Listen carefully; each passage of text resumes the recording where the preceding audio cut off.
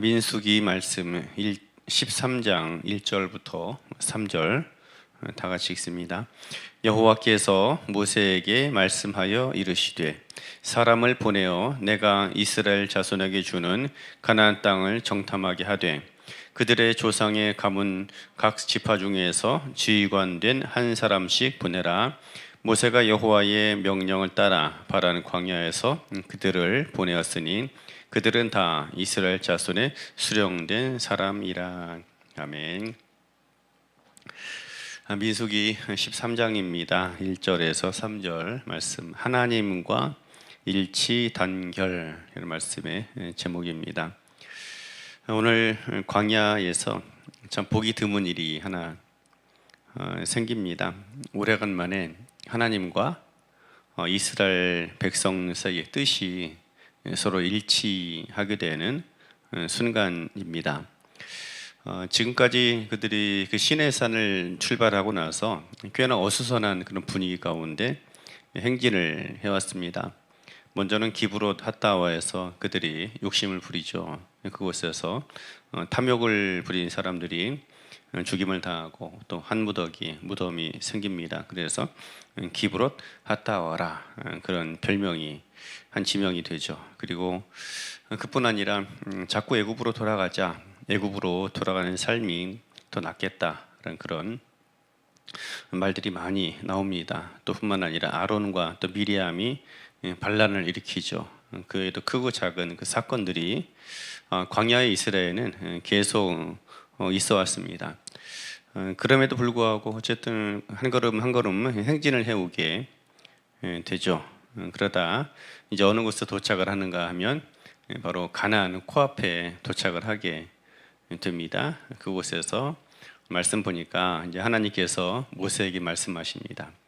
각 지파 중에서 수령된 사람들 하나씩을 새로 뽑아라. 그들을 이제 12명을 40일 동안 정탐으로 가나안 땅에 보내라 하는 이야기입니다. 하나님께서 그 40일간의 정탐을 명령을 하시는 부분이죠.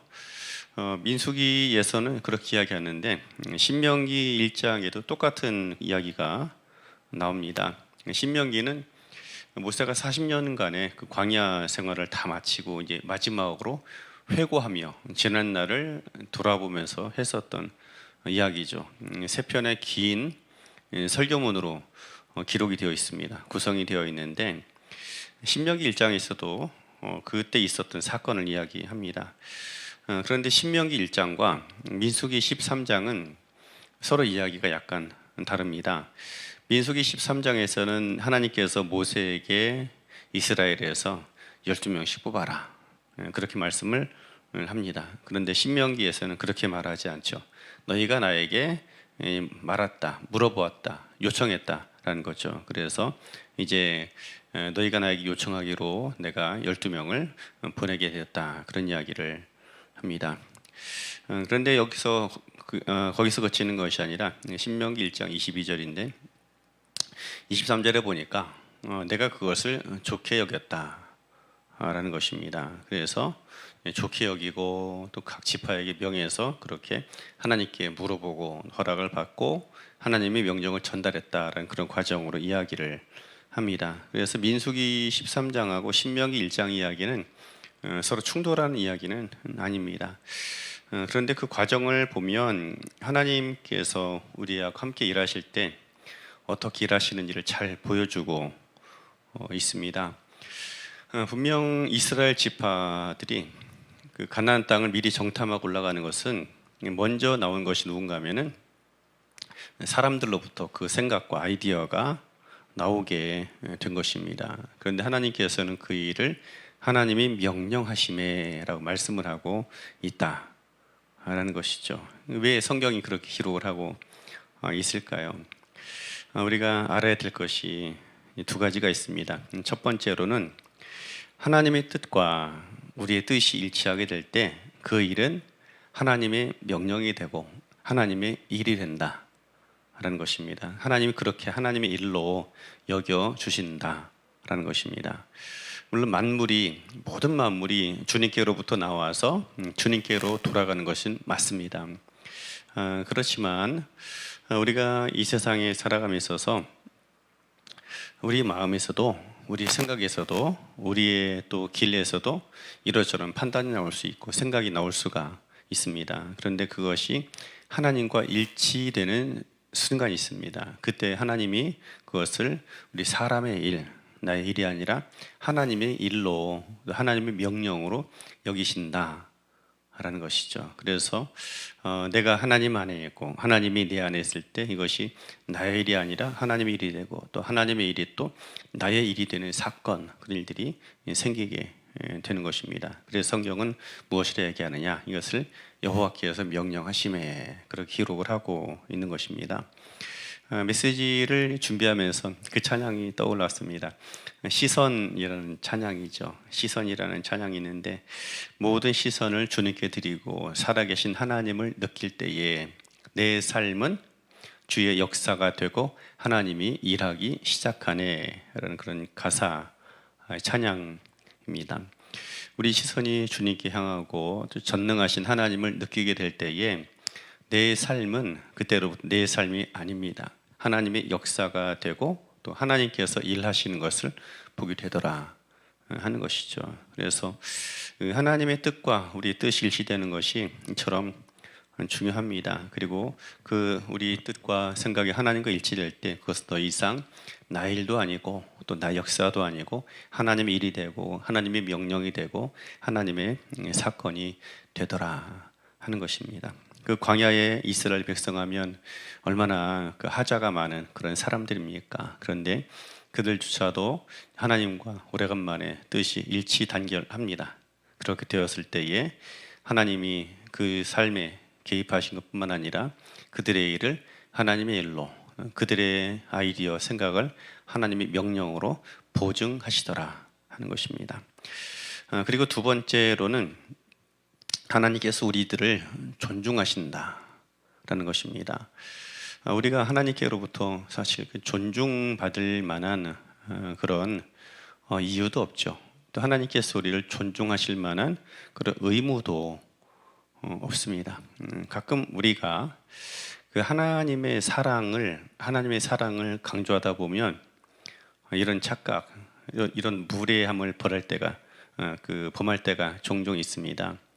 하나님은 그냥 나를 사랑하시되 나를 위해 존재하시는 분, 그냥 우리 인간을 사랑하시기 위해서 존재하시는 분으로만 생각할 때가 너무나 많습니다. 그래서 우리가 정말 하나님을 사랑하는 것이 맞나? 하나님을 그냥 어떤 도구로 나를 위해 존재하시는 어떤 백그라운드 정도로 생각하는 것이 아닌가 할 때가 많죠. 그래서 신앙생활을 하고 주를 잘 섬깁니다. 겉으로는 그럴 수 있는데 가만히 그 내면을 들여다보고 묵상해 보면 의외로 나의 행복을 위한 하나님으로만 생각하게 되는 경우들이 꽤나 많다라는 거죠. 매우 잘못된 그런 신앙생활 가운데 하나죠.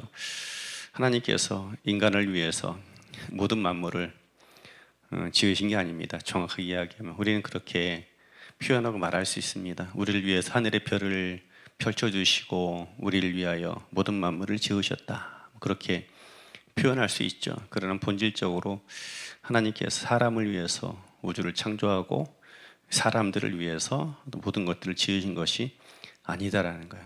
하나님은 하나님의 나라를 창설하신 것입니다. 그 나라를 이루어가고 그 나라를 이루어감에 있어서 중요한 존재로 우리를 지으시고 만드신 것일 뿐입니다. 인간이 창조의 궁극적인 목적이 아니라는 거예요. 하나님이 살아가시고 행하시는 모든 일의 목적이 인간의 구원이 전부가 아니다라는 것입니다. 그래서 하나님께서 인간을 위해 존재하신다, 인간을 사랑하기 위해 존재하신다라는 것은 성경에서 나온 게 아닙니다. 그것은 인본주의 철학, 인본주의에서 나온 것이죠. 성경은 뭐라 얘기하느냐?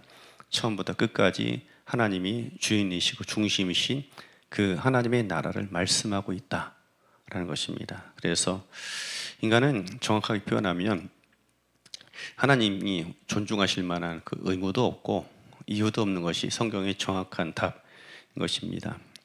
그런데 어떻게 보면 또 그것만이 아니라 하나님이 정말 우리를 존중하신다라는 볼 수가 있게 됩니다. 존중하실 만한 이유도 없고 의무도 없는데 하나님이 우리를 존중하시고 또 우리의 의견을 묵살하지 않으신다라는 것입니다. 그만큼 우리를 피조물이지만 우리를 하나님의 파트너로 인정하고 받아들이게 되는 것이죠. 오늘 이제 하나님과 더불어서 그들이 가나안 땅에 들어가려고 바로 가나안 땅 코앞에 정착을 합니다. 그때 사람들이 말한 거예요. 아무래도 우리가 그 땅을 정확하게 파악하고 또 면밀하게 살펴보고 난 다음에 들어가는 것이 옳지 않겠느냐 하는 거죠. 그건 사람 입장이죠. 사실 하나님께는 그렇게 큰 필요가 없습니다. 왜냐하면 여태까지 왔었던 모든 길들을 보면 하나님께서 3일 길 앞서 가시면서 장막 칠 곳을 찾으셨다라고 이야기를 합니다. 그러니까 하나님이 이미 앞서 가시기 때문에 다 아십니다. 또 그것만이 아니라 하나님은 전능하신 분, 전지하신 분이다라 우리가 고백을 하지 않습니까? 다 아십니다. 요한복음이죠. 요한복음도 그렇고 기타 이제 복음서에 보면 예수님께서 예루살렘으로 가십니다. 그러다가 이제 그 벳박에 이르렀을 때에 제자들을 건너편 마을로 보내십니다. 그러면서 그 어디 가면 그 포도나무에 어린 나귀가 이제 매여 있을 거다. 풀어 가지고 오라. 근데 그 나귀는 한 번도 등에다가 짐을 실어보거나 사람을 태워본 적이 없는 나귀다. 근데 그것을 풀 때에 사람들이 그 왜 나귀를 푸느냐라고 말하면은 그냥 이렇게 말해라. 주님께서 쓰시겠다고 합니다. 그러면 보낼 것이다. 라는 이야기죠. 자주 그 이야기 나눴지만 나귀 하나는 지금이나 그때나 우리가 미물로 여기죠. 말하자면 돌아보고 생각하고 또 귀하게 여길 가치가 별로 없어 보이는 존재로 여깁니다. 그런데 예수님께서 그 나귀의 그 배경을 아십니다. 한 번도 등에다가 그 짐을 실어본 적도 없고 사람을 태워본 적이 없다. 그 나귀의 한 마리조차도 과거를 아시고 현재 또 어디에 묶여 있다. 더 나가서 앞으로 그 나귀를 풀어오려고 하면 사람들이 나타나서 왜 나귀를 푸시오? 라고 할 텐데 그때 이렇게 말하면 된다. 그러니까는 앞으로 나귀에게 있을 미래의 일까지도 아시더라 하는 것입니다. 예수님께서는 사람이 눈에 비치지 않는 건너편 마을, 맞은편 마을에 나무에 어린 나귀 하나가 매여 있대. 그 나귀의 과거와 현재와 미래까지도 아셨습니다. 하물며 가나안 땅 앞에 무엇이 있을지 하나님께서 왜 모르시겠습니까? 다 알죠. 다 알기 때문에 그쪽으로 인도에 가시는 것입니다. 그런데 사람들이 물어봅니다. 아무래도 우리가 직접 눈으로 확인해 봐야 되겠습니다. 가서 정탐을 해봐야 하겠습니다. 라는 거죠. 그런데 그 의견을 존중하십니다. 그래, 그것도 옳다. 그것도 옳으니 이제 그 땅을 점령하기 위해서 사람들을 가장 탁월한 사람들을 한 명씩 지파에서 뽑아라. 그리고 파송해라. 그래서 12명의 정탐꾼이 이제 선출되고 파송이 된 것입니다. 이런 과정을 보면 하나님께서 정말 우리의 의견을 존중하신다. 그것만이 아니라 우리를 하나님의 파트너로 인정하신다라는 것을 볼 수가 있습니다. 하나님 홀로 다 행하셔도 되고 하나님께서 그 모세 앞에서 이스라엘 백성들에 대해서 맹렬히 진노하실 때 하신 말씀이 있지 않습니까? 모세야, 내가 너로 인해서 다시 시작할 것이다 할 정도로 사실 인간의 도움은 하나님의 일 앞에서 매우 미미하고 있어도 그만 없어도 그만인 것과 맞습니다.